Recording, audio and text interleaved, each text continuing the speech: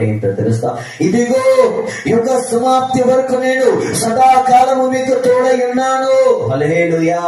ఆయనకి ఎప్పుడైతే ప్రజలై ఉంటారో, ఆయనకి ఎప్పుడైతే బిడ్డలై ఉంటారో, ఆయన ఎప్పుడైతే దేవుడిగా గల జనముగా మీరు హృదయంలో అంగీకరిస్తారో ఏంటంటే అంతము వరకు, ఊపిరి విడిచే వరకు, ఈ భూలోకమందు మన కాలం ఎంతవరకైతే ఉన్నాయో నిత్యముగా ఆ గడియ వచ్చే అంతవరకు కూడా సదాకాలము దేవుడు అంటూ ఉన్నాడు, నేను నీకు తోడై ఉంటాను అని, నీ కుటుంబానికి తోడై ఉంటానని, నీ చేతి పనుల్లో తోడై ఉంటాను అనేసి, ఏంటంటే నీ బిడ్డలతో తోడై ఉంటానని, అన్ని పరిస్థితుల్లో, కష్ట నష్టాలలో, వ్యాధి బాధలలో, సుఖ దుఃఖాలలో నేను నీకు తోడై ఉంటాను అని చెప్పుచున్నాడు ఆయన.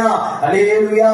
ఎప్పుడు ఆయనకి మనము జనముగా ఉన్నప్పుడు, ఆయన దేవుడిగా కొలిచినప్పుడు, ఆరాధించినప్పుడు, ఆయన సముఖానికి వచ్చినప్పుడు, ఆయన మాటలు మనం వినినప్పుడు నిశ్చయముగా అంతటి వరకు కూడా సదాకాలము నీతో, నీ కుటుంబముతో, నీ బిడ్డలతో ఆయన తోడై ఉండి ఇంటిని పరిస్థితులు మార్చగలిగిన సమర్థుడు ఆయన.